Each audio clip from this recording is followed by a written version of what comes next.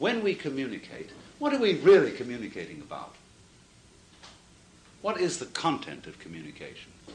Because you see, McLuhan has come up with a very strange idea that the medium itself is the message. Or putting it in a punny way to make it clearer, the medium is the massage.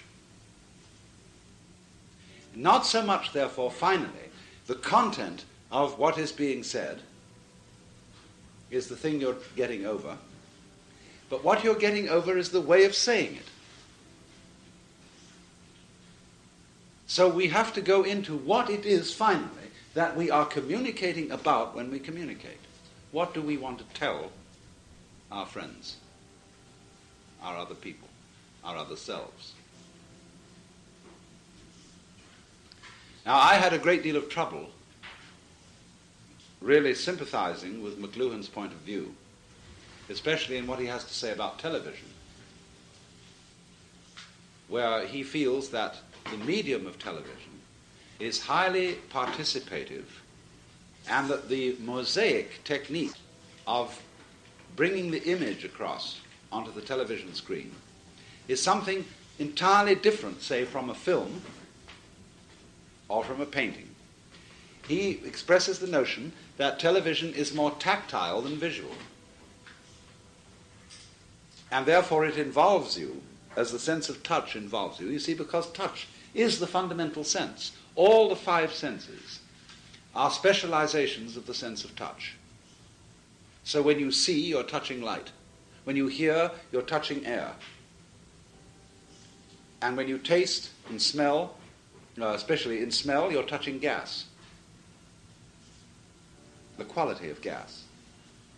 And finally, with your fingers, you have, in a way, the most primitive sense, the sense that is least acute in its differentiations. But nevertheless, you see, all of them are forms of touch. And so you could say, as the Buddhists say, there is one sense behind all our senses. They have a sixth sense. For example, they use the word vijnana, which means consciousness, and they have nose consciousness, eye consciousness, ear consciousness, touch consciousness, taste consciousness, 5. But behind that they have manovijnana, which means mind consciousness. That is to say, the unifying of the senses so that you will put together the sight of fish and the smell of fish and be able to integrate them and say, well, this is a single experience. The fish looks so and smells so, touches so. And so by the integration of the senses, all being forms of touch, you can, of course, eventually come to a state of consciousness where you can hear colors and see sounds, if you're very, very sensitive indeed. So you might say now then that all communication is information. But I want to show you that straight information is not the final thing we're trying to communicate. You see, we live now in a culture where there is great disagreement about the values of life. What do we live for? There is no consensus, because all the religions, which were the philosophies which gave us what life is supposed to be all about, they're all fragmented.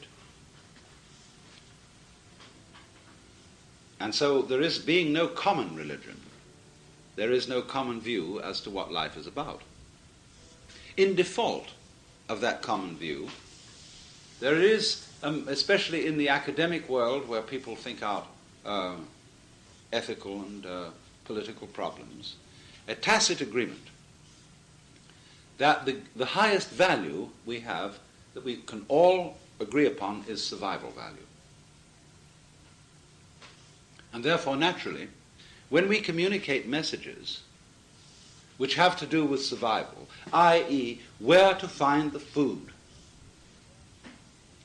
where to avoid the enemy, then one says we are communicating about essentials. During the war, World War II, a friend of mine was in the office of the president of Northwestern University, and he had a number of watercolors around his office. And he said to this friend of mine, well, now we're at war, waving his hand at the paintings, all this is irrelevant. We come down to essentials. Is this trip really necessary? Is this trip really necessary? In other words, what do you mean when you say, is this trip really necessary? When you say essentials, priority is given to essential industries in war. They are the industries of survival. Because we got it into our common sense, even though we may not have intended to do this, but it is fundamentally established in our common sense that survival is the thing that is good. While there is life, there is hope. And this, of course, is a really asinine point of view. Because it is not survival just going on that we want. Yes, we want survival, but survival in a certain way, that is to say, in a certain style. And you will therefore see that in the end, while there is always a survival content in communication, so far as that communication is information, what is finally more valued about communication than the survival value information is the style in which it's given. It's just in the same way as lovemaking. Finally, when it comes down to it, what do you want to say to the person? I love you. What are you going to communicate? An engineer would say, when you say I love you, it means that we're going to do reproduction and therefore continue the race. But that's not the point at all. It's obvious that it's not. What are children for? Just to continue? No, they're to be loved. And how do you love things? You stroke them. You give them a massage. If it moves, fondle it. And so it is finally what you're communicating to someone you love is a rhythm. Whether it's the rhythm of sexual intercourse, or whether it's the rhythm of dancing, or whether it's the rhythm of verbal play, as in telling a story or in singing a song, what you're communicating is a sort of caressing rhythm which says to you, I'm so glad you're here, and that you can receive my communication, which is about nothing, only to say, in this way of a dancing with you, I love you. That's really what it's all about. So then, you see, the Buddhists call that factor of communication suchness. For example, when we talk, you understand my words because each word that I use has a meaning. And so the words that I use refer to something other than themselves. So I use these symbols, and you get what I'm talking about.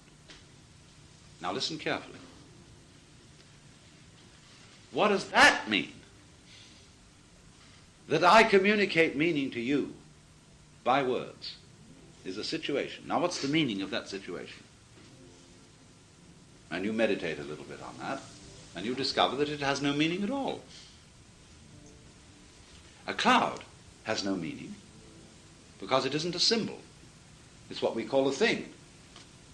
The word cloud, the sound, cloud, means that. But what does that mean? You see, it's not a word. So it doesn't mean anything. A cloud is jazz. It's the part of the dance of the universe.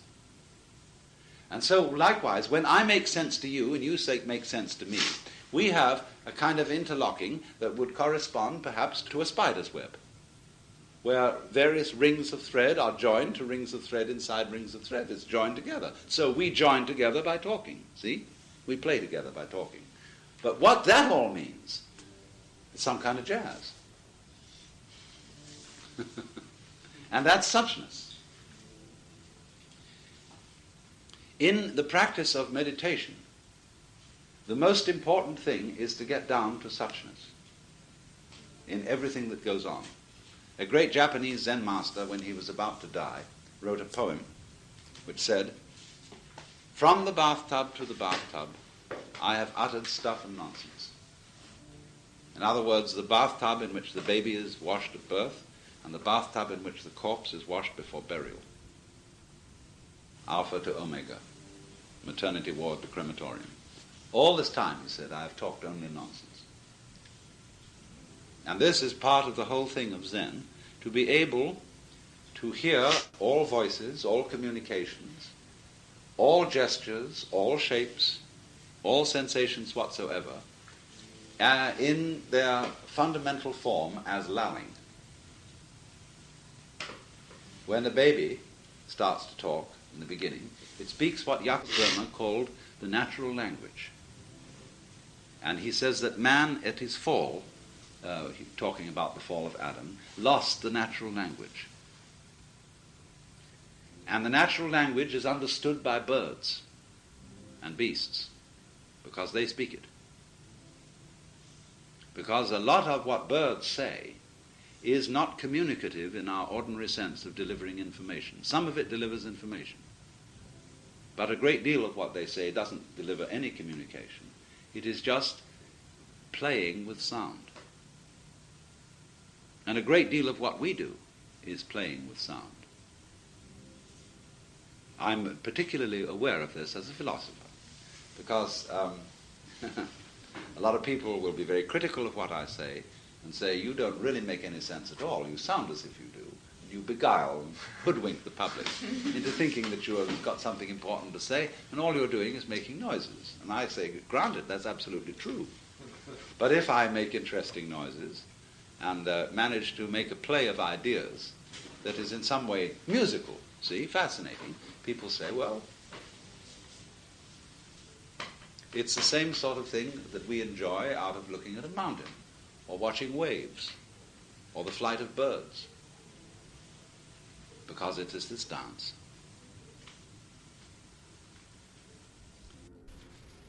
You may remember that this morning I described a situation as follows.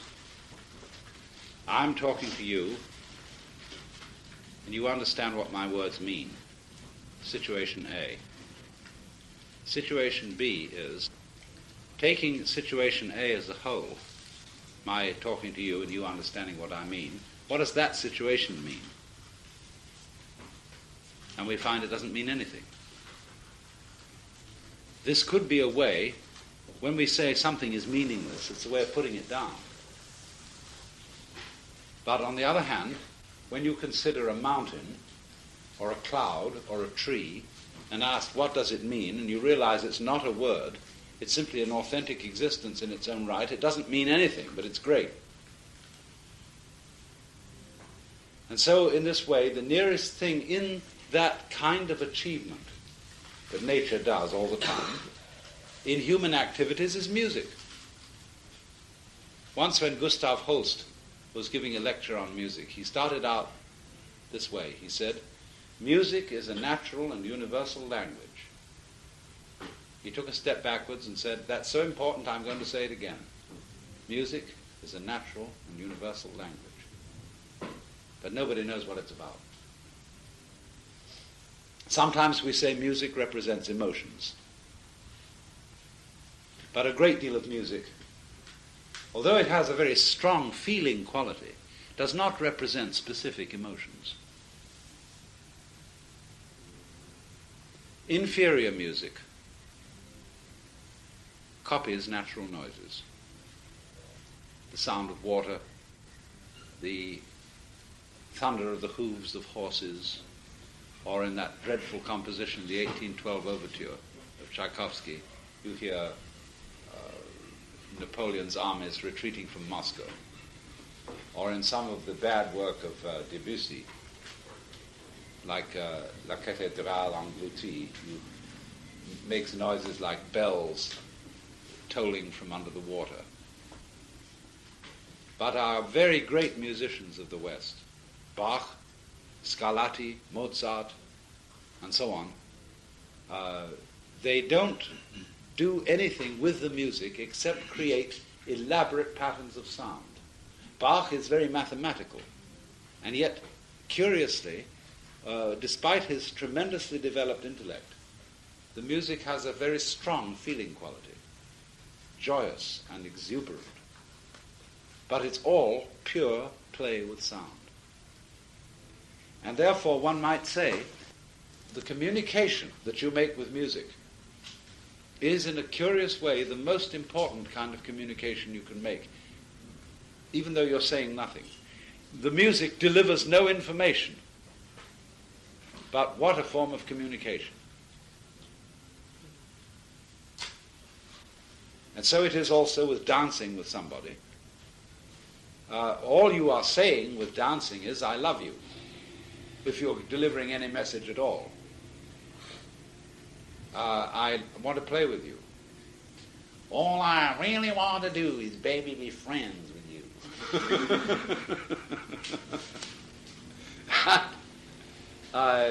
What does it mean? What is the content of friendship? You can't say. What is the content of love? I want to screw you? That's a sort of, it's part of it, it's incidental, it's a way of saying very strongly, yes, I do want to be with you. But basically, love is something we can't put our finger on at all. We say, we use such words as warmth, tenderness, all these things, they don't really get to the point. When you're loving somebody, you are simply delighting in that person as such, as if another human organism, in its mental and its physical aspects, were a piece of music, or a work of art, or a glorious morning that you were just enjoying, every inch of it. And you go over another person's physical form and look at it from every possible point of view and play with it and tickle it. And that's what it's about. It's the adoration of the form of a human being. And you do that adoring in terms of physical contacts that are, say, dancing with your fingers across the skin, or whatever it may be. But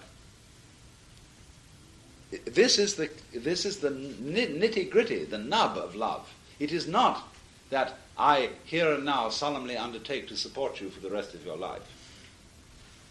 That's a delusion of the West. You think you don't really love me unless you will sign on the dotted line here and give me this contract. And then I know I can rely on you always. What did you want it for? Why did you want the contract? Just to be fed indefinitely? Just to be supported indefinitely? What a bore. One wants something much more than that. You want to be played with indefinitely. That's more like it. To have this vibrancy going through you. And this then is why music, of all the arts, is the most meaningless art. After all, music is a major industry in the United States. The money invested in orchestras, in operas, in the recording business is fantastic. Horse racing is a very great industry, but music, I think, probably absorbs more millions than horse racing. And you could make a case that this was a complete dissipation. It solves no useful purpose. It doesn't help anyone to survive. It is a noise, meaningless noise, endless meaningless noise going down the drain. And all these energies of orchestras, all the power of electronics that delivers this, is total waste. And people get hooked on it. They get a thing called chorditis, which is addiction to harmonics. And they have to have this repeated, day after day. Some people get up in the morning and they can't function till they've had a cup of coffee. But many more people get up in the morning and can't function till they've turned on the radio and got some music. Now, what would you say then of a culture which took this standpoint? Music not allowed. Music is a diversion from reality. You know, that kind of awful utilitarian attitude. But really, one of the basic things, you see, that we live for, what makes it worth surviving and going on, is there can be such a thing as music. There can be dancing. In other words, that we can do things that are absolutely irrelevant so far as mere survival is concerned. Now, we have the proverb that all work and no play makes Jack a dull boy. Dull for work. And people who play, justifying their play by making it a means to that end, those people never play. Because you don't really play until you get so absorbed in the music or the dancing or the whatever, the making the pot or doing the calligraphy, until you get so absorbed in it that there is no reason for it other than what you're doing. The sheer delight of that. Then, because you are absorbed in something for which there is no ulterior motive, and which is pure play, this, by way of a byproduct, produces sanity. In other words, if you play in order to be healthy, in order to be sane, you are not playing. But if you play just to play, then as a byproduct, as something you couldn't aim at directly, you are sane. And so a culture which allows for this, which allows for this sort of goofing, is a healthy culture. This is not the culture that we live in, because it is extremely anxious about play. Everybody, when they play, they have to find an excuse for it. They say, well, this is culture. You try and persuade the city of San Francisco to support its opera. What sort of propaganda do you have to use? You can't say, we should have a good opera house here because we just like going to the opera. Say, this improves the city's image.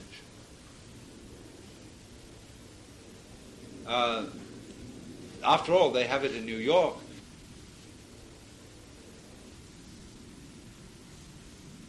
And that is because we do not allow ourselves the idea that life is not serious.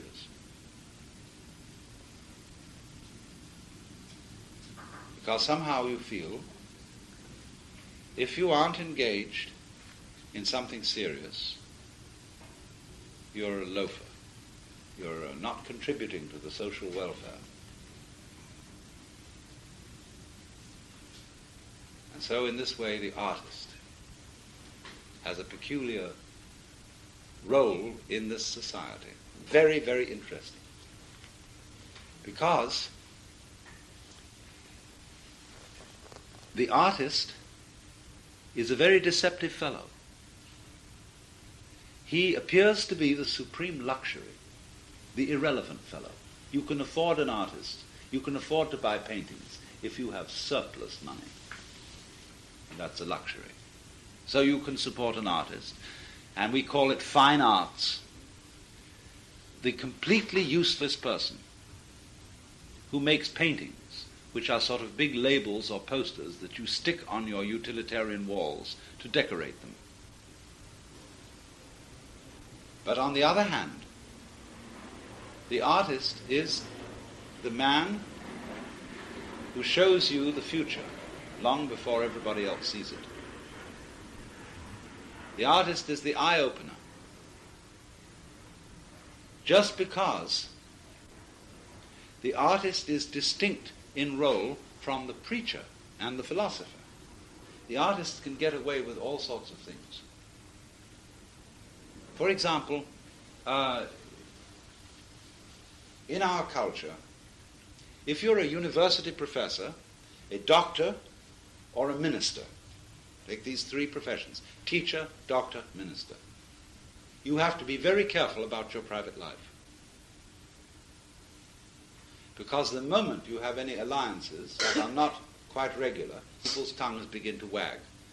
And why do they wag? Because they say the way you behave is inconsistent with your profession, with what you profess.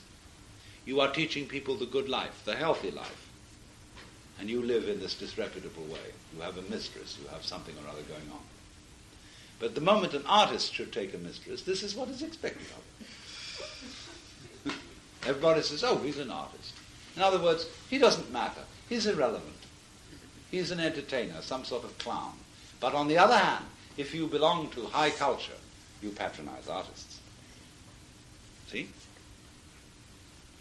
So the role of the artist is very fascinating, because he appears to be the clown, the jester, the absolutely unimportant and irrelevant person.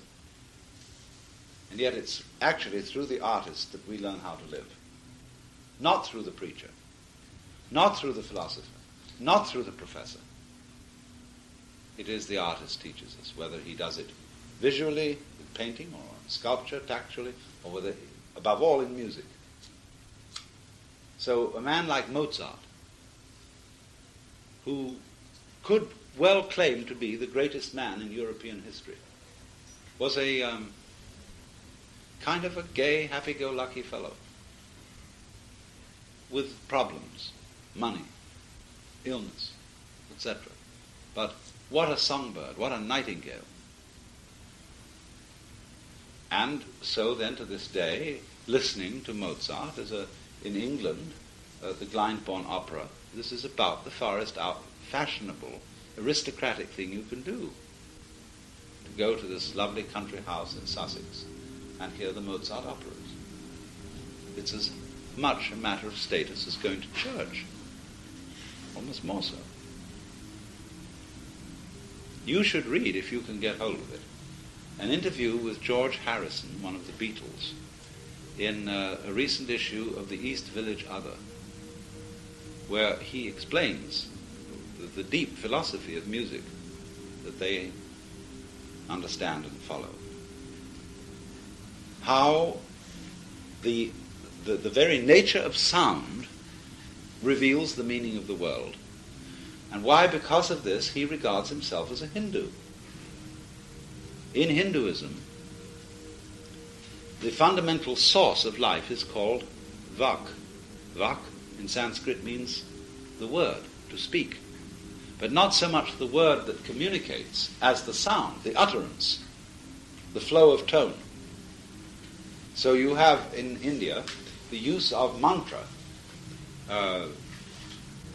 the use of chanted words as one of the very basic forms of yoga, understanding the mystery of the world. The Hindus use the word Om, which would be spelled out A-U-M, because the letter A, is in the back of the throat. You push it through the vowel to Aum, and is at the lips. So the word Om comprehends the whole range of sound. It's called the pranava. And Om simply means, well, it is the sound. All sounds are basically the sound Om, but varied. The word that not only signifies, but also is what there is.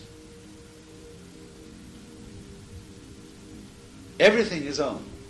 Om, sweet Om. The whole universe is Om. And so this is a very good word, because you can use it instead of God. God has all sorts of nasty associations attached to it. The political boss of the world, the preacher, the prig, the nosy Parker in charge of everything, the rotten grandfather, and all that, the sentimental mother of the world, or whatever it is. And the word God, therefore, is a distasteful word now to most Westerners. But Om has no associations with it. You might have encountered it in a Vedanta society and associated with swamis in yellow robes or something. But on the whole, Om has no association. And so it is a clean word, and it has no meaning, except it is the very pulse of life. And so I'm spreading a rumor. In Buddhism, you know, there is a mantra, Om Mani Padme Hum. And Om means nothing, except everything. Mani means a jewel. Padma is a lotus. Hum is hooray, you know? So the jewel in the lotus.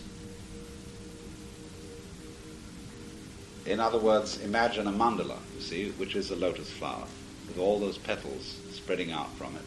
And right bang in the middle of that there is a little crystal ball, or a diamond. And you look into that, and it contains the reflection of everything in it, you see. You go way, way, way into that thing, down, down, down, down, you know. And that's the ultimate turn-on.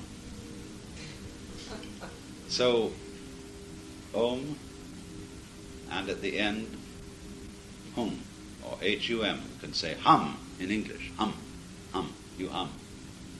Now there's a new religion existing called Hum. And this religion has no hierarchy, no organization, no doctrines whatsoever. No words. Only music and ritual. And we will find in a little while that Hum is really what most people belong to. And but you can't pin it down. There is no address to write to. There's nothing to join. It's just something that people do, like they shave and brush their teeth and eat breakfast. So they hum. Well, now, it's very, very fascinating for purposes of understanding music as communication to look for a moment at fundamental differences between Western and Oriental music. Because I know a very, very great musicologist who thoroughly understands the world of Bach and Beethoven and is one of the greatest scholars in music I've ever run into. But when to his ear, Hindu music is childish, and he sees no subtlety in it. He's quite deaf. But when it comes to Chinese and Japanese music, most Westerners are flabbergasted. They can't make any sense of it at all, because it sounds as if somebody were making the most ridiculous noises. So when there's a Japanese no drama singer comes on,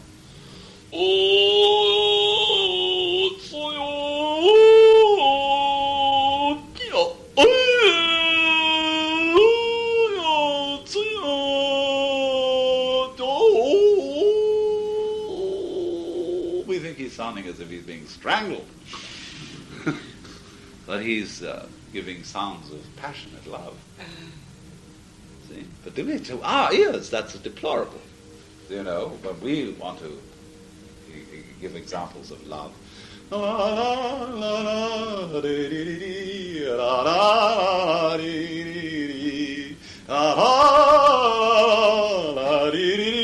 Etc., you know. We really have said we're in love.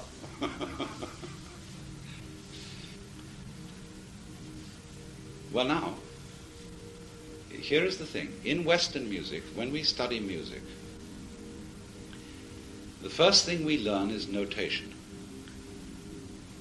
We have, most people begin with the piano, or at any rate some instrument, where the important thing is to be able to read the music and then do the stuff from the written paper.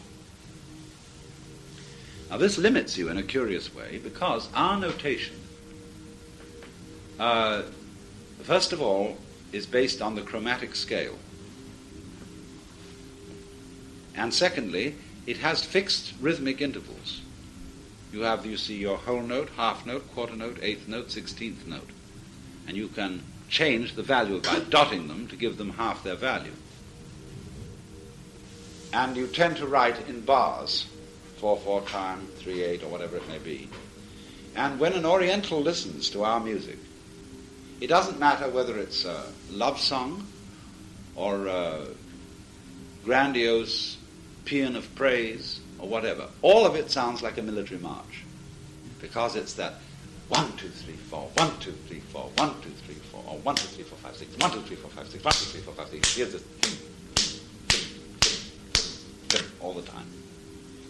And he hears a mechanism in it. See? He hears this absolute regularity. Now, in Indian music, you'll have bars. Very long measure, you can count 20 to the bar, times more. And when you learn music from an Hindu teacher, you don't learn notation. You learn directly from the teacher. In other words, he takes the instrument and plays it, and you copy him with the same instrument sitting in front of him. And they think, you see, that notation could never record music. They do use a notation. They use a notation to remember simply themes. There is a certain rag, a certain theme, and they can write that down. But they don't play from it. What they do is they, according to certain traditional procedures, they improvise on the basic forms, and you therefore play the instrument. And what you're trying to do is to make it as completely as possible responsive to the subtle motions of which a human organism is capable. In other words, just as in moving your hand, there's an infinity of waves you can put it through. So likewise, in using your voice, there is an infinity of sound that you can produce. Because the same you can with a stringed instrument in moving your finger, where there are no rigid stops as there would be on a piano. So on the continuum of a violin, you can move your finger and produce an infinity of subtle sound. And what they do is they delight in the infinite possibility of making sound with the human organism. And they like instruments which are very easily and directly related to the organism. So the flute, the veena, the drums. See, these are direct human contact with an instrument. With a piano, you've got something interspersed. You've got a hammer mechanism and a rigidly tuned string. With a harpsichord, the same way, the pluck. And when Wanda Landowska, marvelous as she is, plays the harpsichord, you get a hurdy-gurdy effect. Clickety, clickety, click, clop, clop, clop, clop, clickety, click, clop, clop, chickety, chick, chick, chick, clop, clop, clickety, click, click, click, click, click. You hear this going on all the time. With a clavichord, there is a difference, because the clavichord doesn't have a mechanical relationship between the finger and the string, so that by every variation of touch you make on a clavichord is represented in the sound. In other words, the piano and the harpsichord are like electric typewriters, which have a uniform touch, whereas the clavichord is more like an old-fashioned typewriter, where however hard you hit has some effect on the print. So, in Oriental music, then, while there is an incredibly subtle discipline, and a Hindu drummer can do the most astounding things, and you can count it out, he counts it out, in these very, very elaborate patterns. But at the same time, there is an attitude about it that's just fascinating. We attended a concert at the De Young Museum a few weeks ago, where there was Ali Akbar Khan's orchestra. And there was a drummer in this who was just out of this world. And the wonderful thing about it was that as he was playing with the rest of the orchestra, they were all talking to each other with their instruments. And they made eye contact while they were playing. And this guy was just in sheer delight. He was laughing as he was playing. And all the other musicians were just loving it. So that he wasn't this dead, earnest person looking at his music, and reading that and doing it. He was joining in with everybody, dancing with them. His fingers were like butterflies, hummingbirds, better to say, just vibrating in the most extraordinary way, because it takes years and years and years to learn this. But he was really enjoying it. But what was he saying? They have a language for the drums, and they can speak a drum rhythm by using syllables like dit, di, dit, da, dit, di, dit, da, or din, meaning one kind of a hit, and din and thin. Din, tin, din, tin, din, tin, din, tin, din, dit, di, dit, da, dit, di, dit, da, dit, da, da, da, da, da, da, da, da, da, da, da, da, da, da, da, and they explain a rhythm like this sometimes first. They say it, and then they play it. But what's all about? It's all about dit, da. Dit, da. I suppose some of you have read a book of mine called The Joyous Cosmology, in which I referred to once a very curious experience I had with Hindu music. I happened to have acquired from Timothy Leary some of this extraordinary Mexican mushroom, and I was feeling awful. I'd come back from a trip to the East and was tired, and I had a sore throat and was just lousy. So I took this thing. And at the first, it just felt just terrible. Everything turned into mud. And you know what you expect of mushrooms, of fungus, everything fungoid and kind of clammy and ghastly. Well, after a while it all changed. And I found myself listening to this Hindu music. I didn't know what it was, because my host, whose house I was at, didn't explain anything. And I thought, when I listened to this, what kind of idiocy is going on? I thought, you see, my friend with whom I was spending the day is a pretty wild kind of fellow. And I thought he had put on a tape recording of his and his friends' antics, because they weren't doing anything that anybody's supposed to do. It was like children making faces. You know how they do this kind of things that children love to do. Make these awful faces and make weird noises. I thought, this is just something absolutely absurd going on. And then came this dit-da business in the middle of it. So I said, Roger, hey, let me see the album. And I got the case. And here it says, Classical Music of India, edited by Anand Danielu, who is the most scholarly, respectable pundit on the subject of Hindu music. I said, somebody's pulling my leg. No, not at all. Here was this just babbling sound. Not only they do the dit-da business, but they also could use their voices like oboes. You know how you could put a clothespin on your nose and do an oboe stump. And it sounded like this, and it was just this whole kind of business of children were just going out of their heads. Well, I listened to this and I suddenly realized that that's what life's all about. And you know, it was the most fantastic, sudden recognition that everything in this world is gloriously meaningless.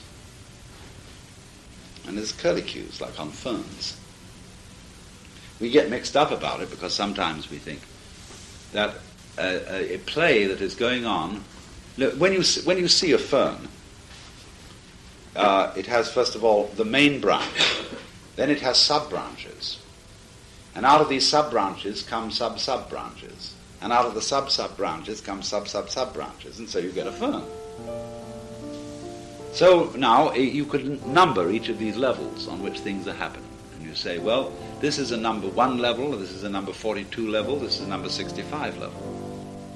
And you judge events and say it's good, it's bad, it's proper, it's improper. But what you don't recognize is that you say something is improper because you thought it was a 63 level, whereas really it was 112. You didn't know, you didn't realize the level the thing was on. So actually, the whole play of human life, with all its joys and sorrows, its tragedies, its evils, its good, is just something like a phone. It has tumors on it. That means just simply another clan is making its life there. See, a clan of bugs of some kind are living there too. They're doing their stuff. They're living off the ferns living off something else. We're all leaning on each other in one way or another. Now I saw this whole thing as a fantastic play.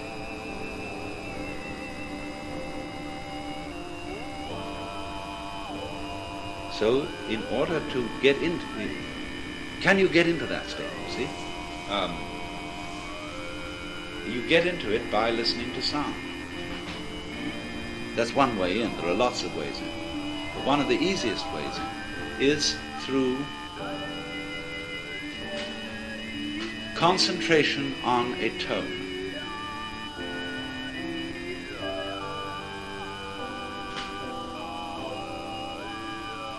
Because, you see, this is the easiest way to stop thinking for most people. If you just concentrate on a single sound, it's very easy to do it, and this stops your thoughts. In other words, it stops you talking to yourself inside your head, verbalizing. And the important thing is, if you want the vision of the world as it really is, you have to stop talking. At least temporarily. It doesn't mean that talking is a bad thing. It means it's too much of a good thing. So that if you silence talking and you experience yourself just in the same way as you experience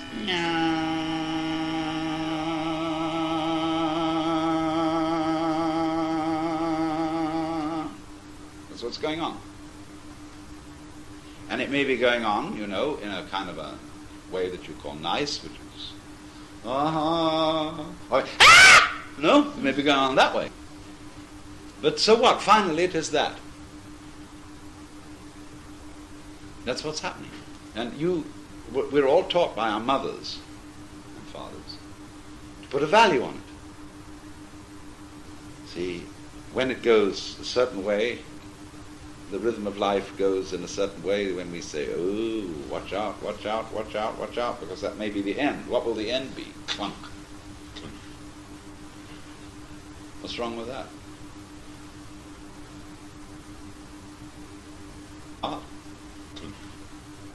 The rhythm of life goes in a certain way when we say, oh, watch out, watch out, watch out, watch out, because that may be the end. What will the end be? Clunk. Clunk. What's wrong with that?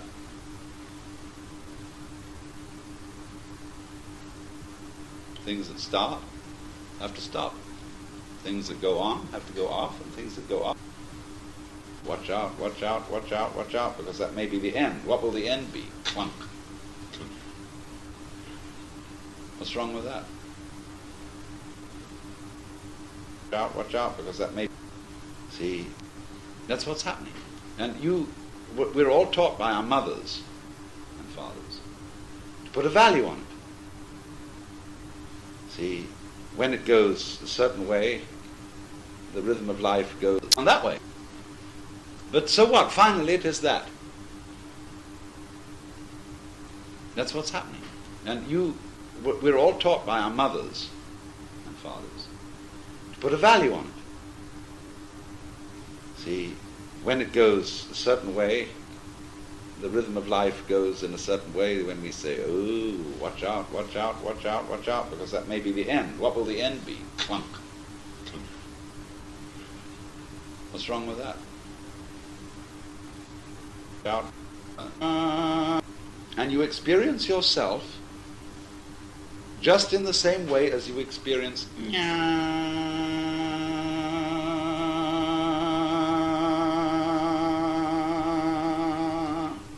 that's what's going on. And it may be going on, you know, in a kind of a way that you call nice, which is no, it may be going on that way. But so what? Finally, it is that. That's what's happening. And we're all taught by our mothers and fathers to put a value on it. See, when it goes a certain way, the rhythm of life goes in a certain way. When we say, oh, watch out, watch out, watch out, watch out, because that may be the end. What will the end be? Clunk. Clunk. What's wrong with that?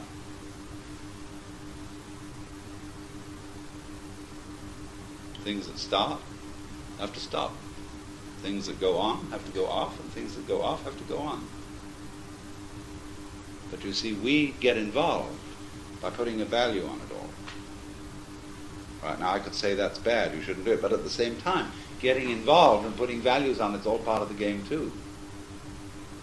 Getting hung up, getting hooked. So you don't get unhooked by saying to yourself, I shouldn't be attached. I shouldn't do this, I shouldn't do that. All you do is you see that getting hooked on it is simply another form of it. More nonsense. More jazz. But deeper jazz. So like you feel you have an ego, that's an illusion. But it's a very weird illusion. See, it's a very far out scene. A person who you might call a square, who's thoroughly committed to the illusions of standard life, is a very far out person because he doesn't know where he started. He's completely lost. But you could say it's a great show to get that far out, to get that involved in seriousness. So when you look at a square who has this determined, set, inflexible attitude, you have to say secretly, you laugh and say, my, you're doing a wonderful job. How far out would you go? So you can learn in this way to love squares. And this is the only way that will ever change anything. We must never condemn the squares with harsh language, because they are very far out people, but they don't know it. Involved, in other words, in the ultimate curlicues. It's like a labyrinth. See, all life is a labyrinth. It's a system of tubes. And there are tubes within tubes within tubes. And upon the very, very great fringes of this labyrinth, you get all kinds of hothouse growths. Very complicated games. So complicated that the people involved in them are lost. But that's simply a function of being a long way from the center. When a fern or any form of plant expands from its center, what is happening is this. Inside the stems and the stalks and the tubes which constitute this organism, they're all little creatures. And they're traveling along. And they're getting out there. They want to go out. Of course, there's always somebody along with them who says, now be careful. Don't you get too far out, because if you get too far out, you spoil the form. Instead of keeping inside the bounds of the fern, you'll just go off into gas. And that would be awful. See, because you're a fern, you're not gas. But those little creatures out in the end say, man, we'd like a gas. You know? So they want to get way off. But it is a result of the tension between those little fellows that want to go way out, see? And the people who want to stay in, that you get the outline. The clear form of leaf. They're working against each other. But they are working, even though the one thinks it's right and the other thinks it's right. They're both right and they're both wrong. They're both right and wrong. But they do, by being both in a counter position like this, they create what we call existence, what we call the shape of the leaf, the form of the fern. So you will find, of course, that some of them are in fact escaping, and some of them are going off into gas, and some of them are not. Some of them are staying put. And if there weren't some of them going off into gas, there would be no energy in the thing.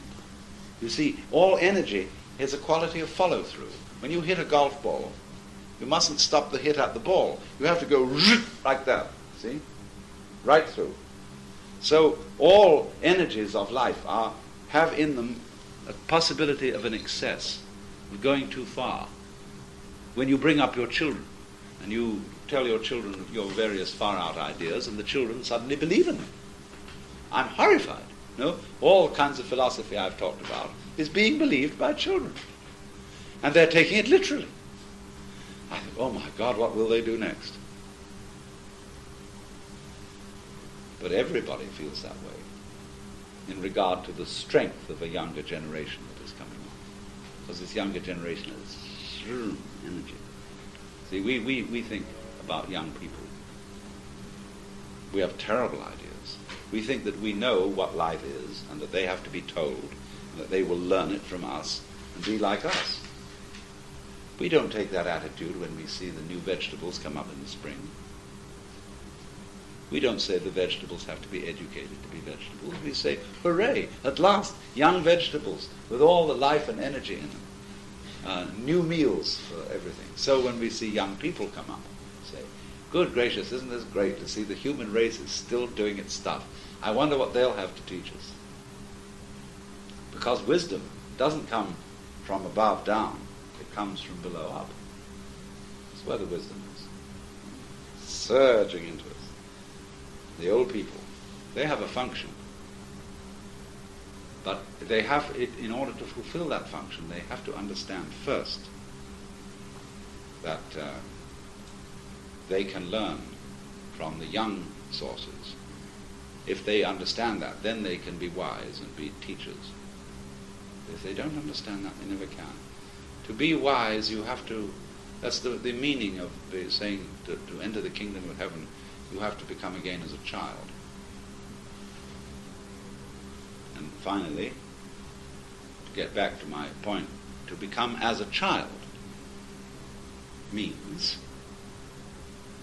that you do things which adults consider unimportant.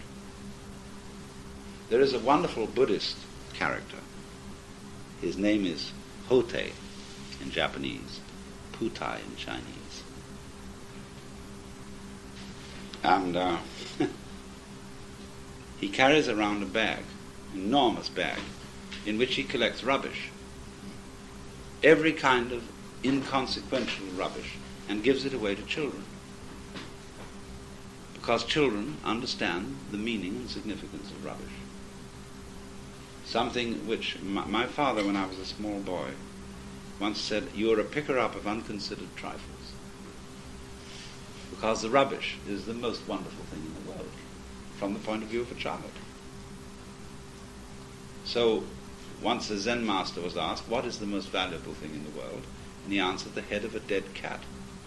Why? Because no one can put a price on it. So in this man, you see, who is wandering around picking up rubbish, all the trivialities of life, who sees leaves floating down in the wind and laughs at them. This is becoming again as the child. In other words, from the child's point of view, the things which the adult considers irrelevant to survival are perfectly important. And so children collect pebbles and colored glass and all sorts of trivia which they consider as precious as diamonds. The adults say, oh, frippery. But they really have the secret. Now, the child, as child, doesn't know how to play the adult's game, which is a power game. And so has to be educated to learn the values of the power game, to learn what's what and what is important. But when he has mastered that game, he realizes it has no rewards. That all the things that the adults thought they were gaining by their power game are, after all, not worth having. That's why you can be rich and miserable. So that having learned and having seen through the adult power game, you come back to the point of the child. And so you say,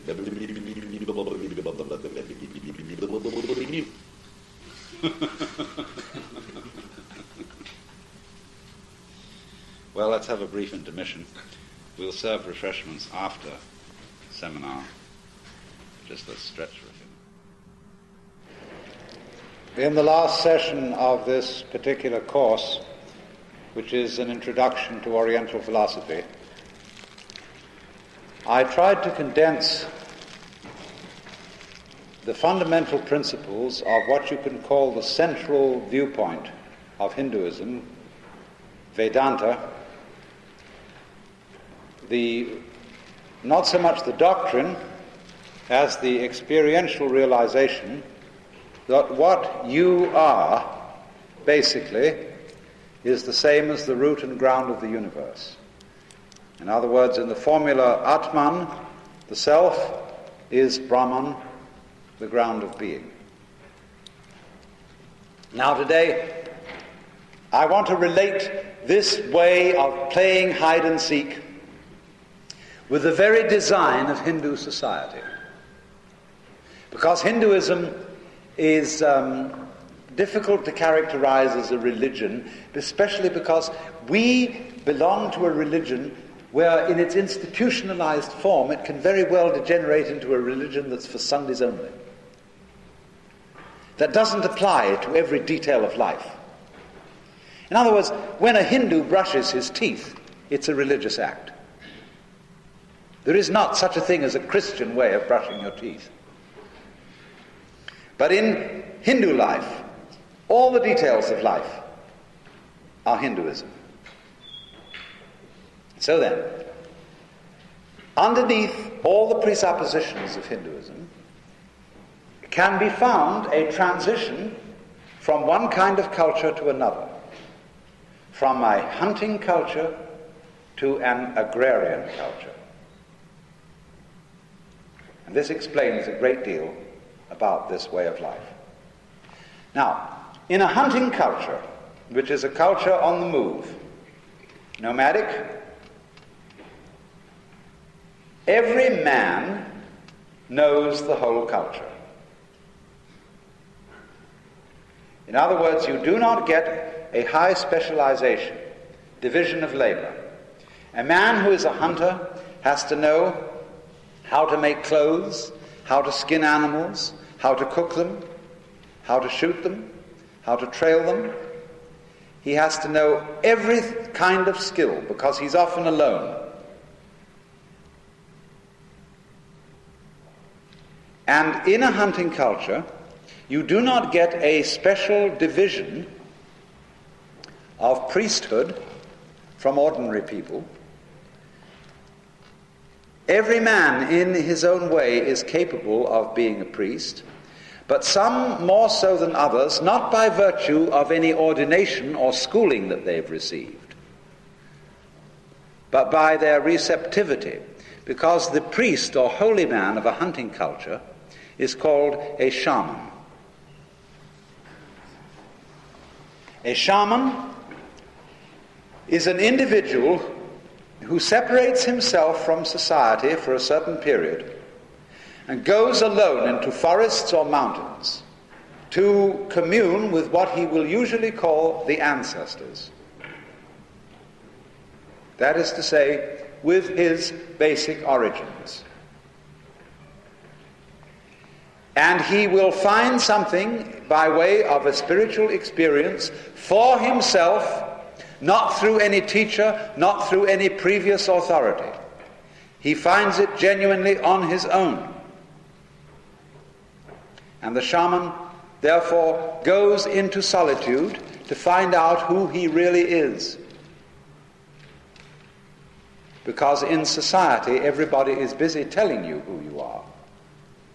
And you rely on others to see yourself. But to find himself, in other words, to find out what all this really is all about, the spiritually minded man of the hunting culture goes alone.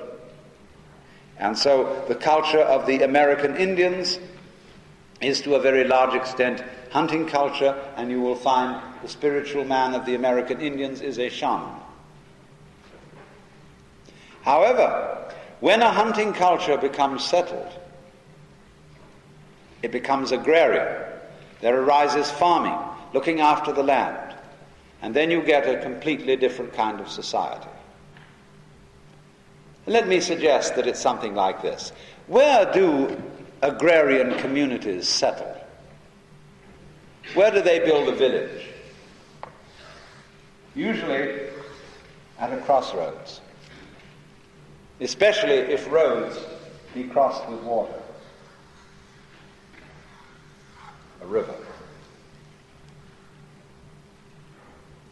And where the crossing meets, the agrarian village settles itself and protects itself by building a pale.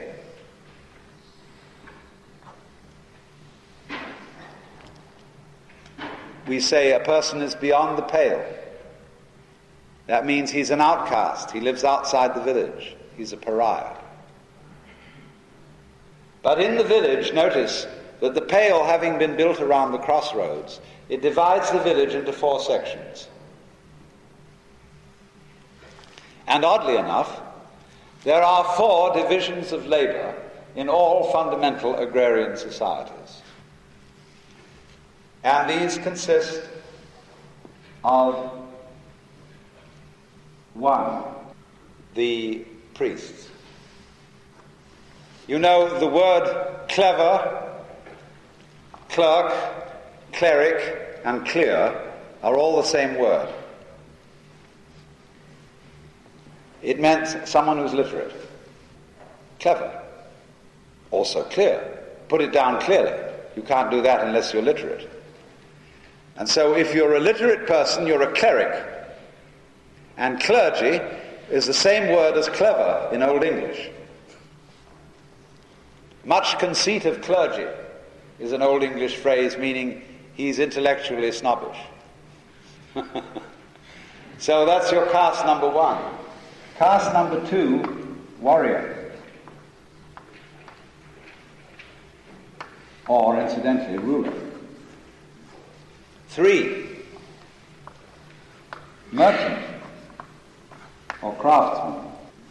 And 4, laborer. Unskilled. So now, what are these? There are 4 castes or 4 roles. And in society where there's a division of labor, because an agricultural society is more complex than a hunting culture, we immediately get division of labor, and we all play different roles. That is to say, assume different masks for purposes of living in this kind of community. All of you, you see, are essentially clerics. You are what the Hindus would call Brahmins, because you're all being trained in the university. So the Hindu name for this class is Brahmana, for this class Kshatriya, for this caste Vaishya, and for this class Shudra.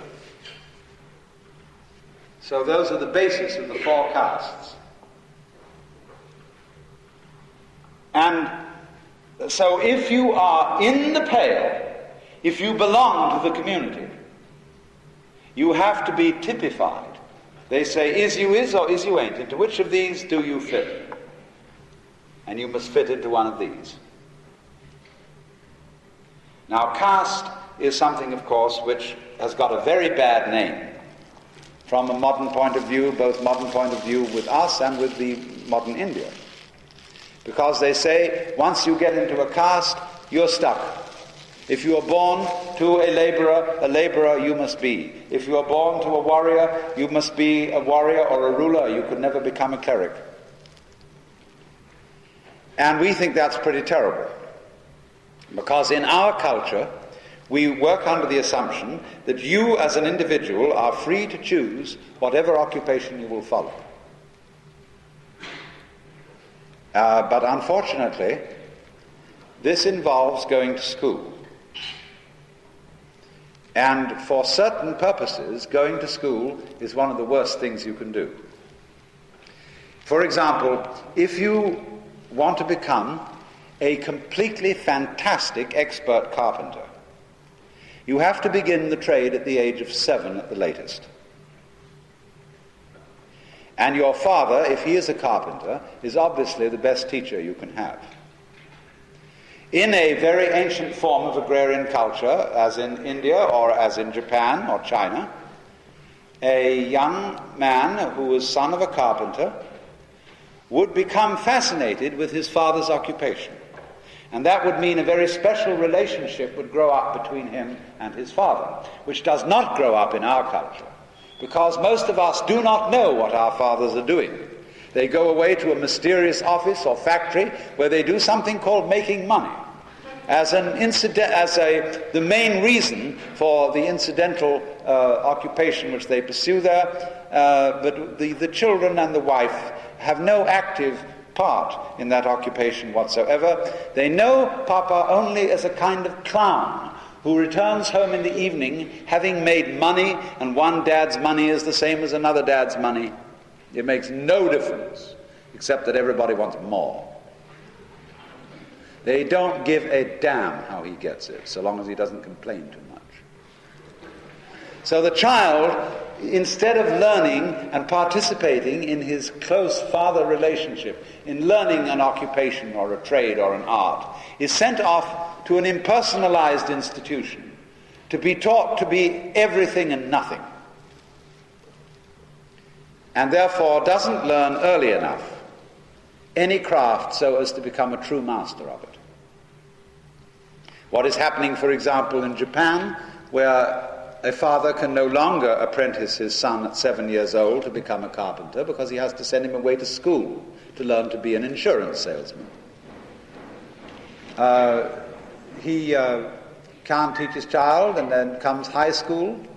And then when the kid gets out of high school, he's interested in girls. And it takes him until he's about 22 to be able to settle down to learn carpentry. And it's too late. Too late to attain real mastery.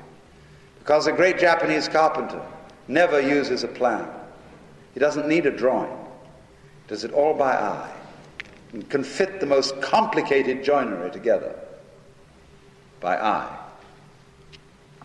And it's the same with the arts of weaving textiles, of making superb ceramics, jewelry.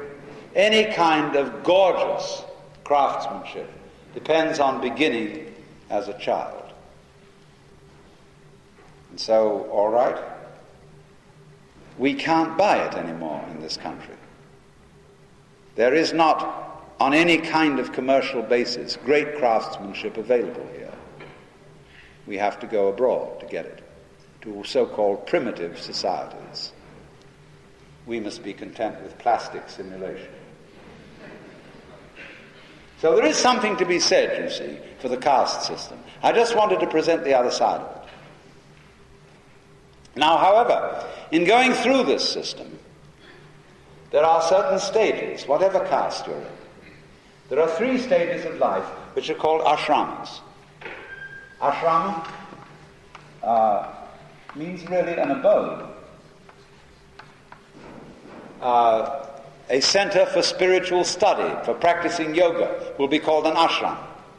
But an ashram also means an abode in the sense of a stage of life. And the 3 stages are: 1 called brahmacharya.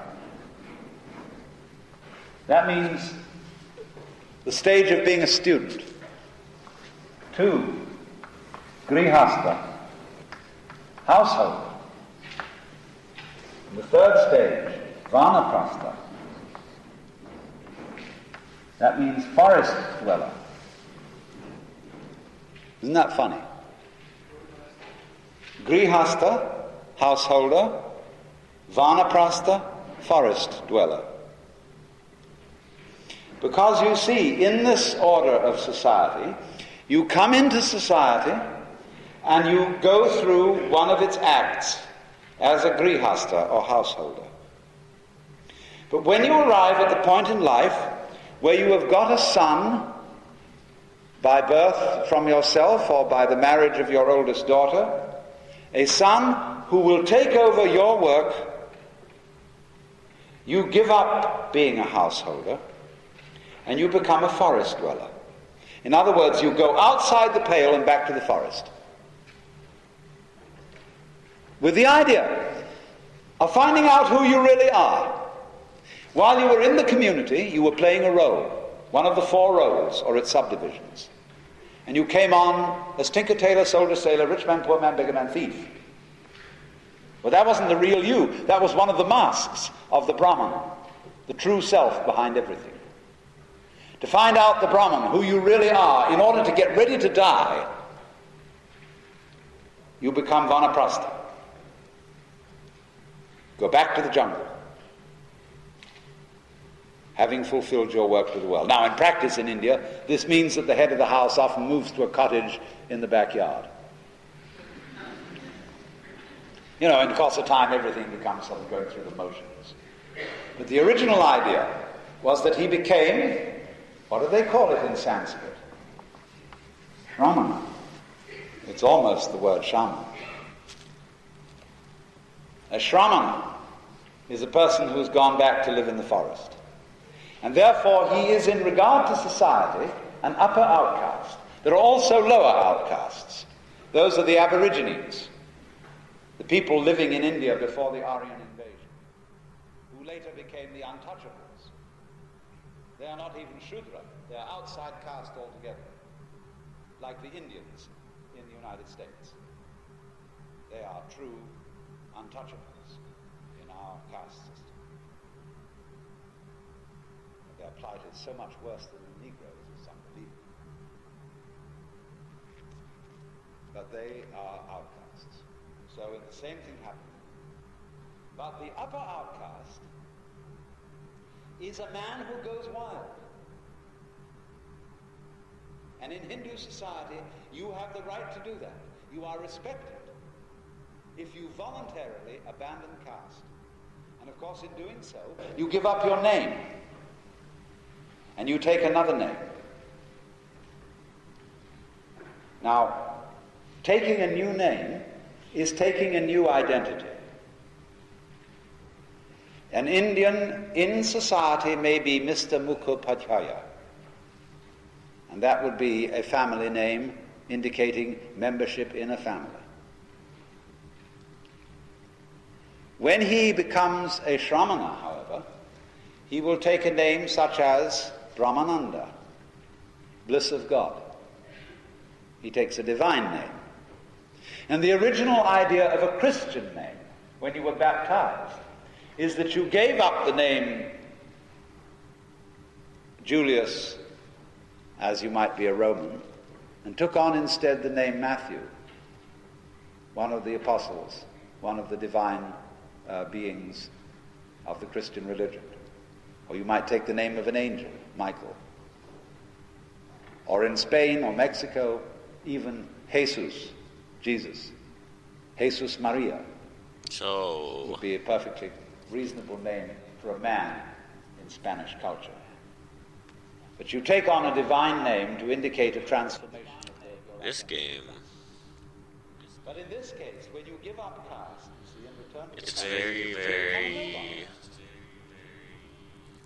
and therefore you take one of the names of that which is no one.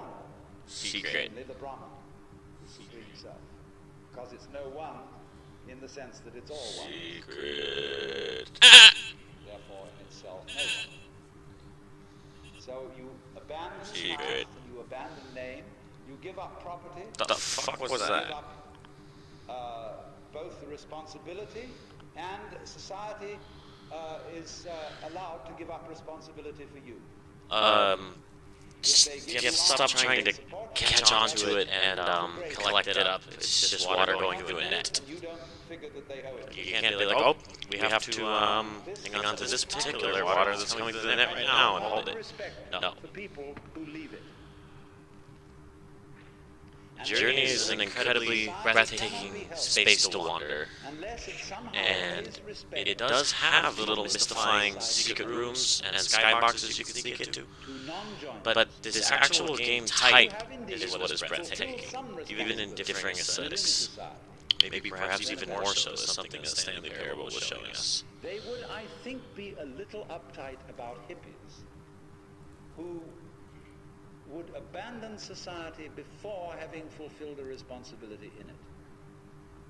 But in a sense, every Shramana is a sort of elderly hippie But it's weird when you start thinking about trying to not try. Our hippies have a different How do you not collect the little liquid coming to the net? Because I'm trying to say this sentence that goes with this moment. And study the sentence that's being said at this moment. I'll study it later. a rat race. And studying it has value as saying it. They might even prefer a caste-like society. This kind. And if not fully studied, then in a way that's a bit of a hang-up. You have to study it to not be hung up, to allow it to keep flowing through the net. How do we do that? Not grasp it, not hold on to it, let it go, so it's not dragging us. The word Dharma has many meanings. Dharma. How I'm going to do that is study each moment, each particle, study the architecture. That's the mystical thing conveyed in the communication of rules. This lecture is telling us that the communication is vibration. The symbol is kind of useless. It can help us label things, but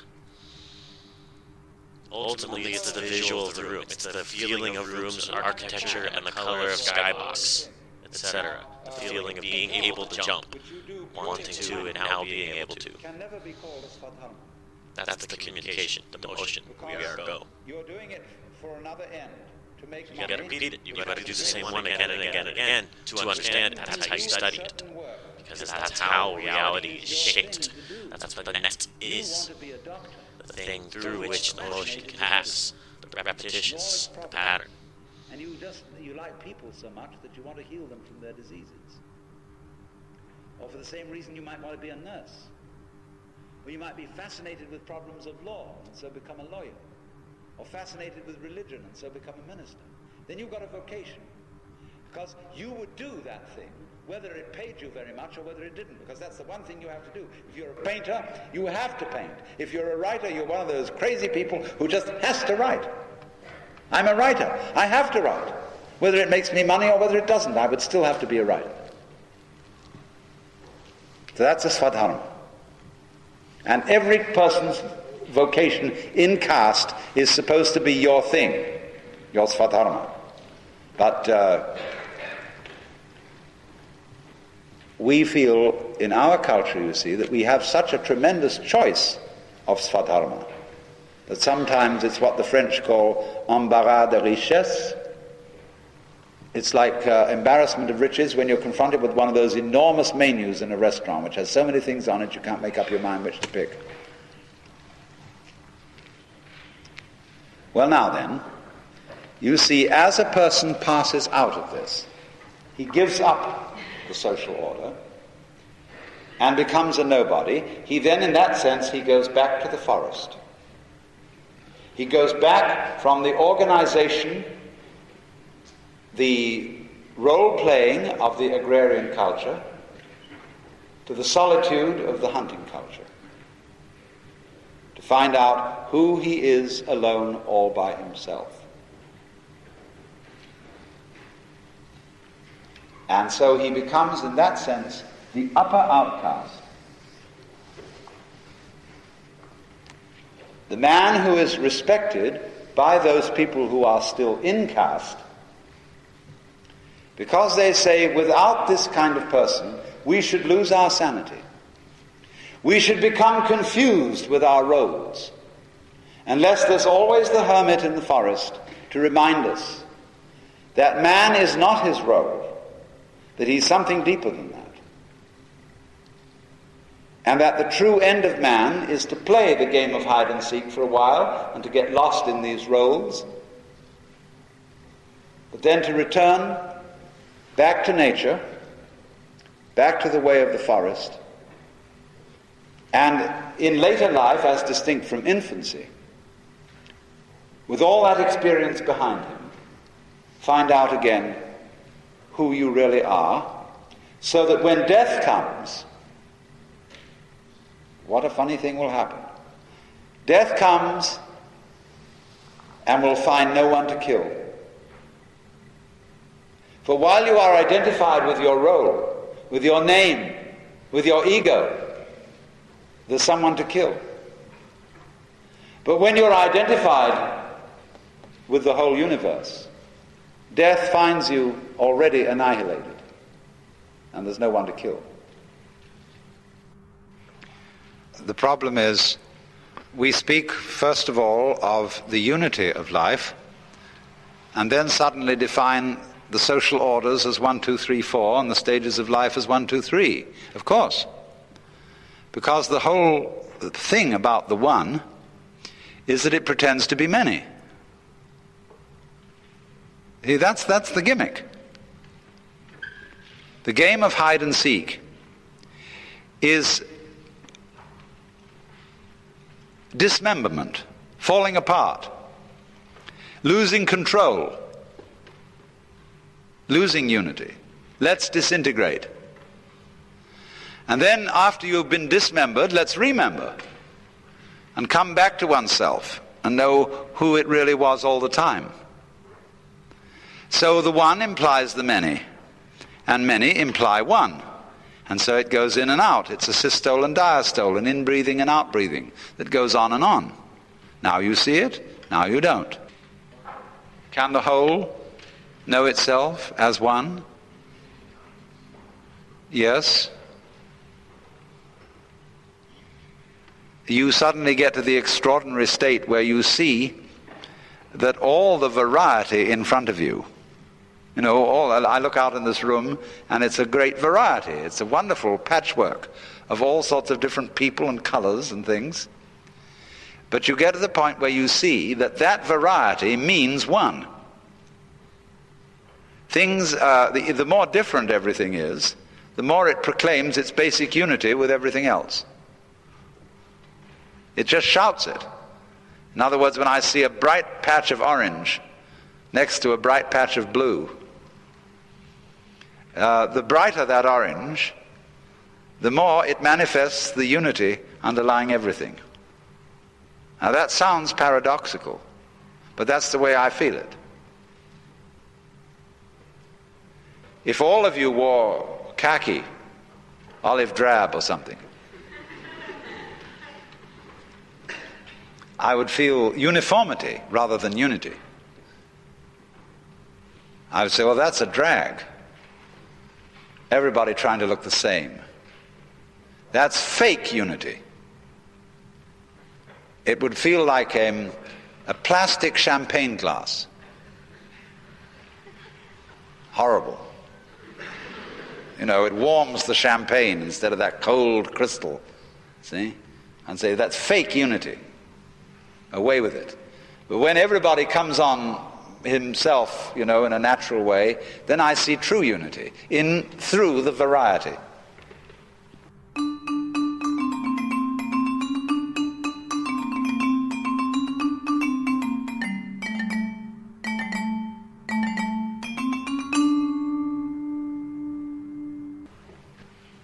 See, in this society we are exposed to so much information.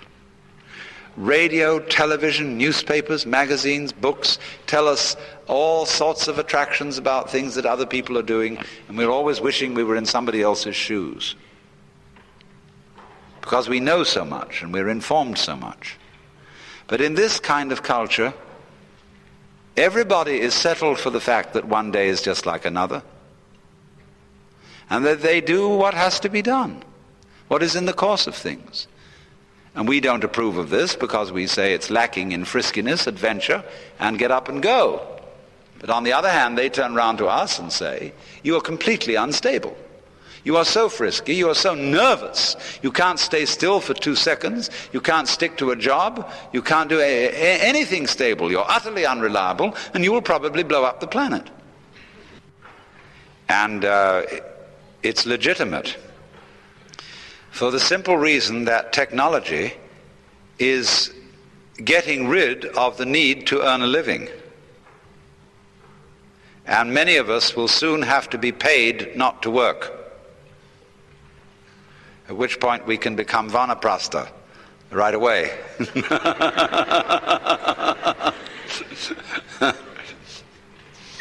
So as technology develops, that means the leisure society, and we're going to have to find ways of living in which one's self-respect does not depend upon one's productivity.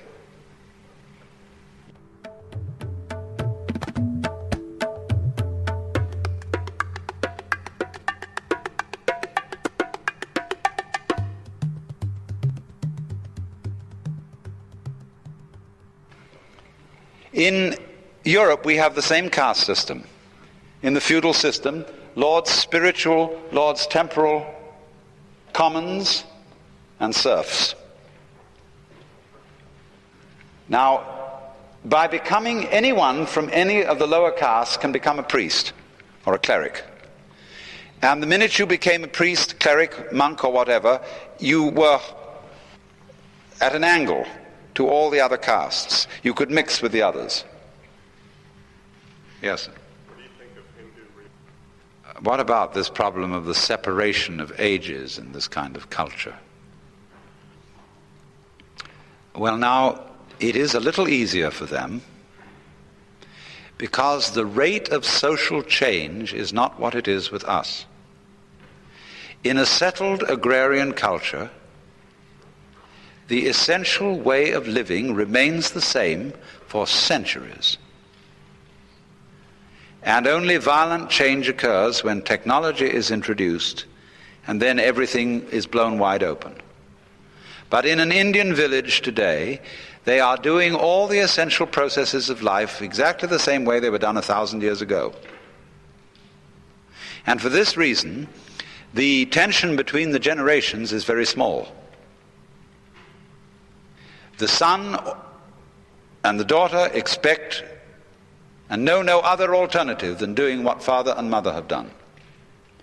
And of course this brings them close together, especially where the son or the daughter is constantly all day long associated with the work of father and mother. Now you know that little children today, little boys under the school age, little girls under the school age, always are interested in what their parents are doing and want to join in, but are not allowed to do so because they can't go to the office with their father.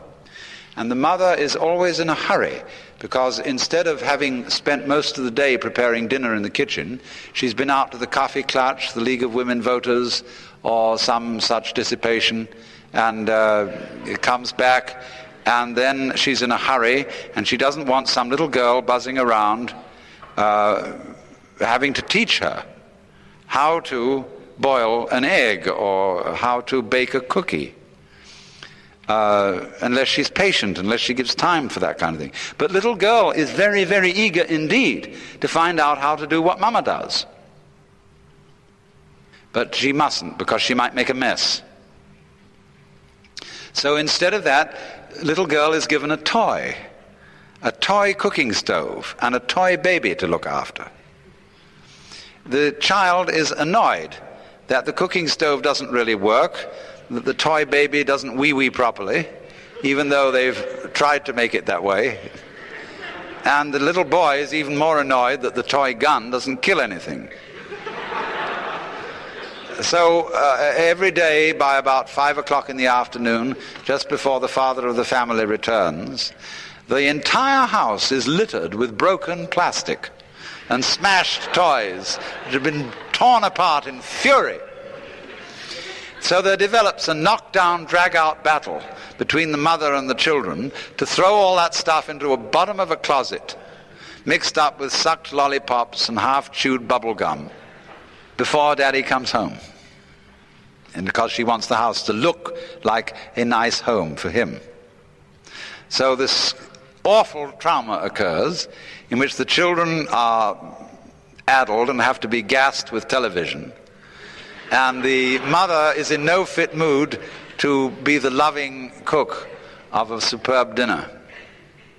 So she gets some frozen up stuff that can be thrown together in a hurry, fixes Papa a couple of martinis that he won't know what he's eating anyway.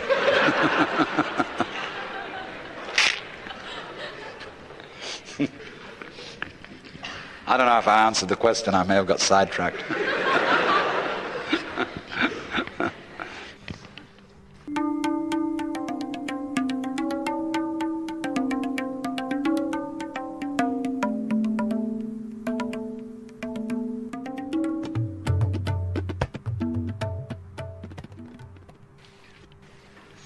I think we've got to realize that children are benefited by being exposed to a considerable number of adults, and that in default of the old family relation households, where, in other words, a mother and father have a grandmother and a grandfather living with them, several aunts, uncles and cousins, and it's a big household based on blood relationship. It's very difficult to do that today, because the speed of social change makes it difficult for one generation to live with the tastes of another. But what we are going to do is all couples of the same generation will join together, and they will have separate dwelling quarters round a central service area where they have common washing machines, common kitchen, common recreational facilities. And any set of children can be exchanged with any set of parents. So that if your children get sick of you, they can go to live with somebody else's parents. And I remember as a child that some of the most educative periods of my life were when I went to live with other families. And we often, you see, as kids, we invited other kids to come and stay with us and share our family life. I suppose that goes on here just the same, but still, those are very productive periods when you find out how another family lives. So, and all this solves the babysitting problem. It solves the problem of having to own too many cars, too many dishwashers, and all that sort of thing. Your dishwasher or your laundry machine is idle most of the day. Why isn't somebody using it? Once upon a time, there was a Chinese farmer who lost a horse, ran away. And all the neighbors came round that evening and said, "That's too bad." And he said, "Maybe." The next day, the horse came back and brought 7 wild horses with it. And all the neighbors came around and said, "Why, that's great, isn't it?" And he said, "Maybe." The next day, his son was attempting to tame one of these horses and was riding it and was thrown and broke his leg. And all the neighbors came round in the evening and said, "Well, that's too bad, isn't it?" And the farmer said, "Maybe." And the next day, the conscription officers came around looking for people for the army, and they rejected his son because he had a broken leg. And all the neighbors came round that evening and said, "Isn't that wonderful?" And he said, "Maybe."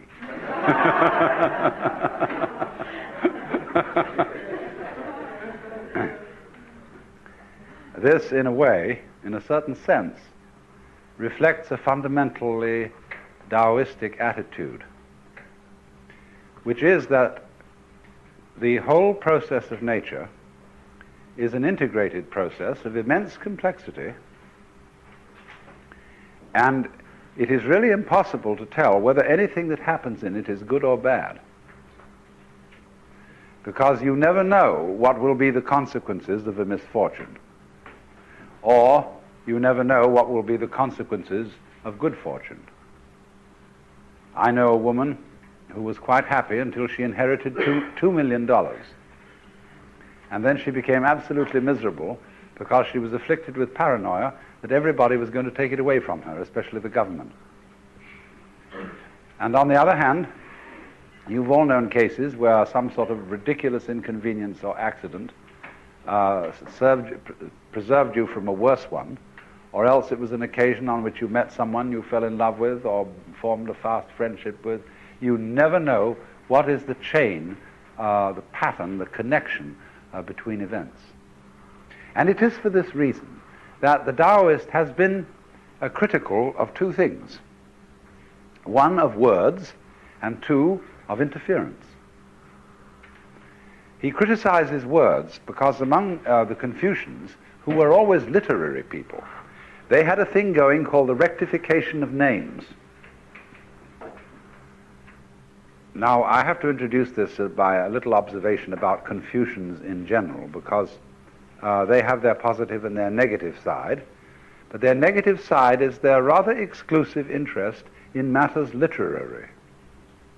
In the history of Chinese civilization, no kind of really scientific advance came through Confucian studies, because they were scholastics.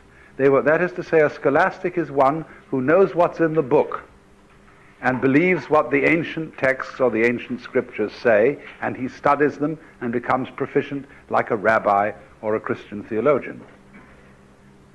But mystics are not interested very much in theology. All mystics have been interested in direct experience. And therefore, although you may laugh at them as mystics and say they are not scientific, they are empirical in their approach.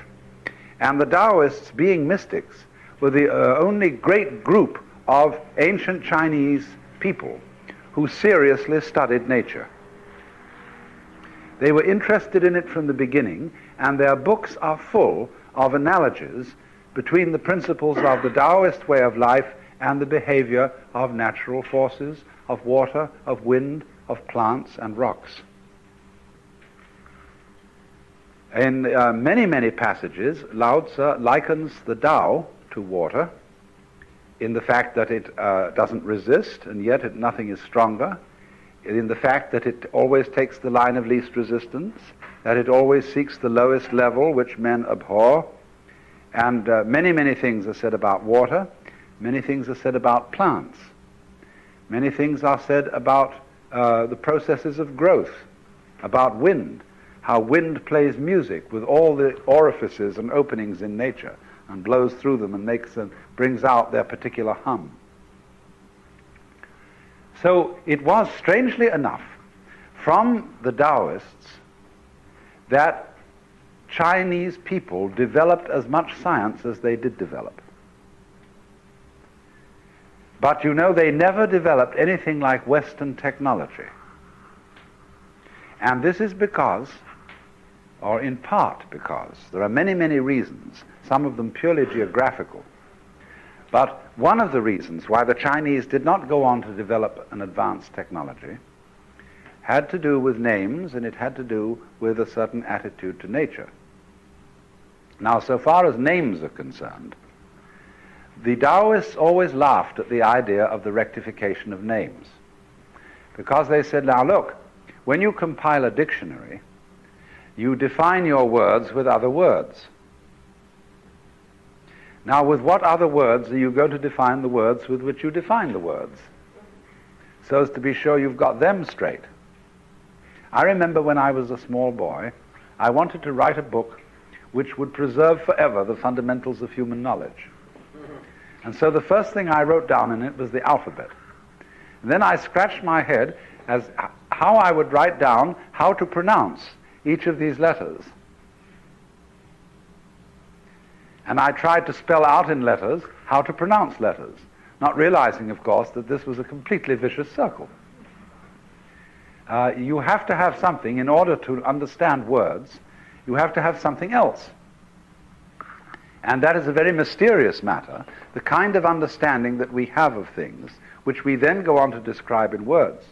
And one realizes how much one learns as a child, especially from other people, which is never explicitly stated. How do you know, for example, whether somebody who says something to you is serious or kidding? A great deal of confusion is caused by that, even among adults. And how the processes have been examined and analyzed and studied, which are required for understanding the simplest sentence. And we don't yet know how the brain of a child accomplishes this extraordinary task, which when an analyst looks at it is extremely complicated. But of course you must realize that analysis is a way of making things complicated, that were not complicated in the first place. And it was like my task that I set myself as a child, the amazingly complicated task of how to write down how the letters were pronounced.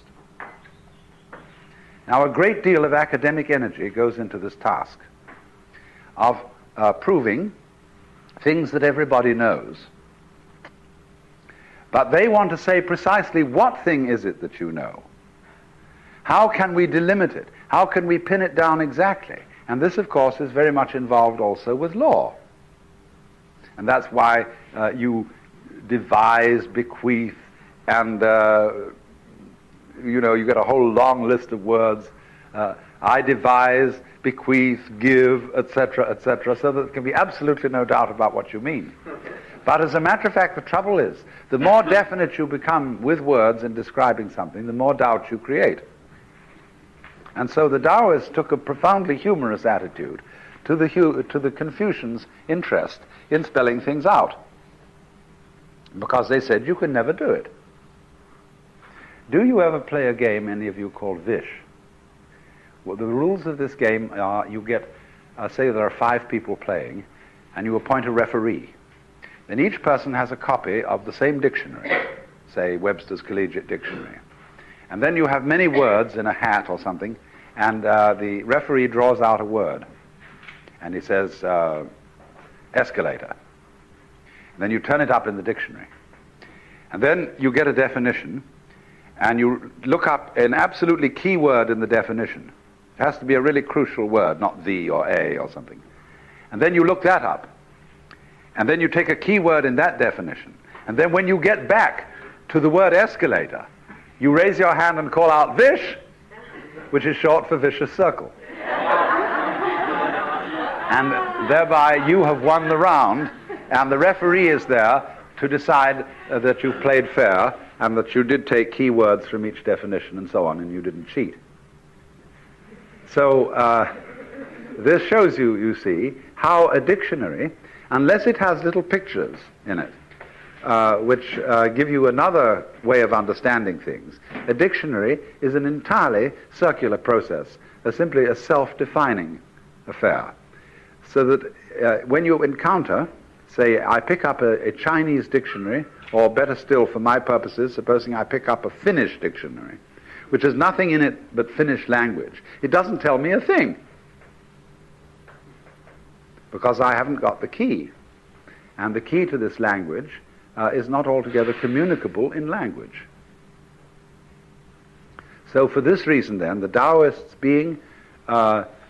was thoroughly skeptical of the power of words to describe the processes of the physical world.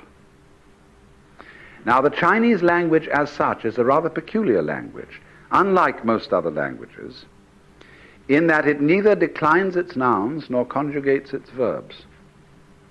There are certain ways sometimes of showing whether a verb indicates the future or whether it indicates the past. But in general, literally translated Chinese reads like a telegram.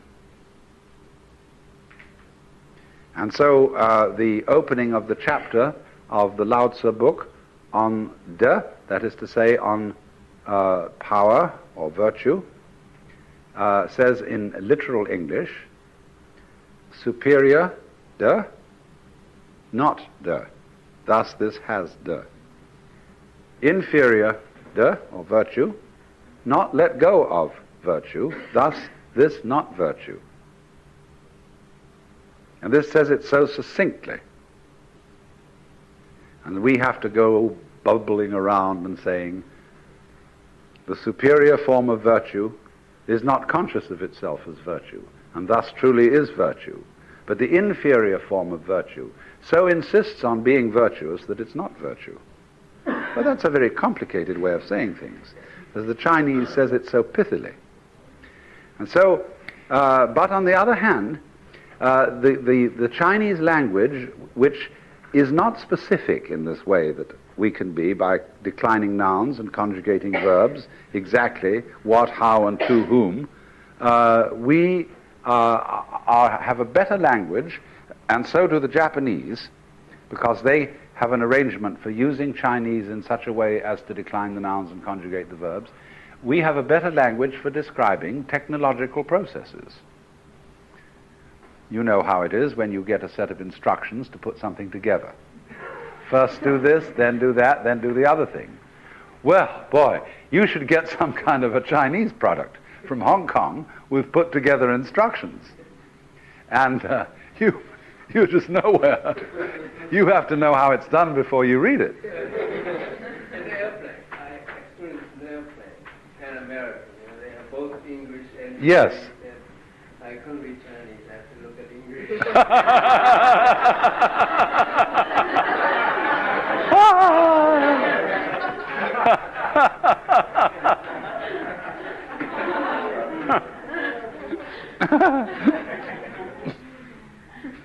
So, you mean on these sort of emergency instructions? Yes, yes.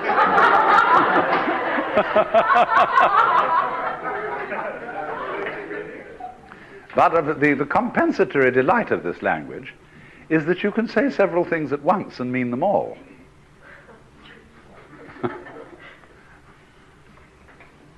And, however, the point now that we go on to is the second one. With this realization that language is a net which will never succeed in capturing the world, goes a reluctance to interfere with the processes of nature. Because what you think may be a good thing to do may be good only in the short run. It may turn out to be disastrous in the long run. To give the very simple example, which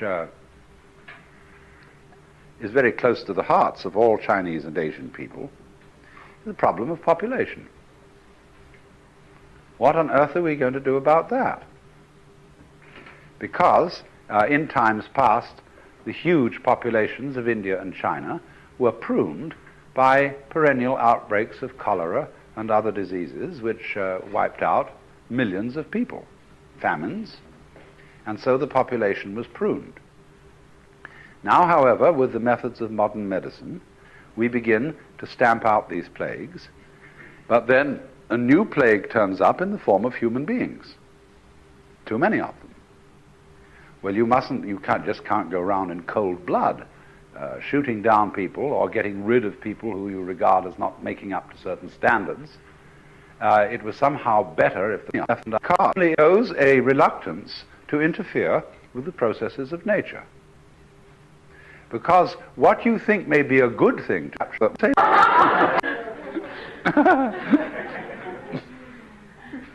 So, you mean I couldn't read Chinese, I have to look at English.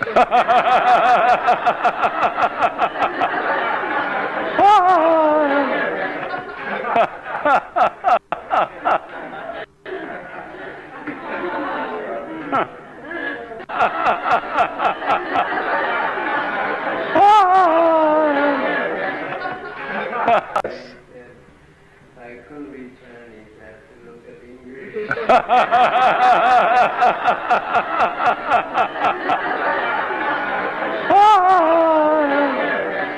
Yes. You have to know how it's done before you read it. And the airplane, I experienced an airplane, Pan American, they have both English and Yes. I couldn't read Chinese, I have to look at English.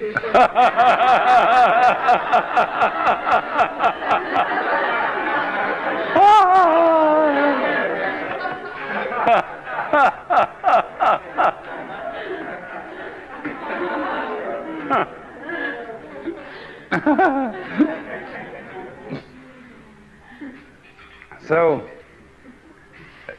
you mean on these sort of emergency instructions? Yes, yes.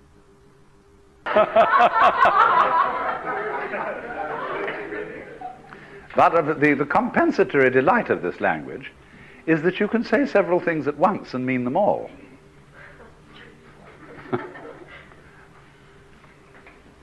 And, however, the point now that we go on to is the second one. With this realization that language is a net which will never succeed in capturing the world, goes a reluctance to interfere with the processes of nature. Because what you think may be a good thing to do may be good only in the short run. It may turn out to be disastrous in the long run. To give the very simple example, which is very close to the hearts of all Chinese and Asian people, the problem of population. What on earth are we going to do about that?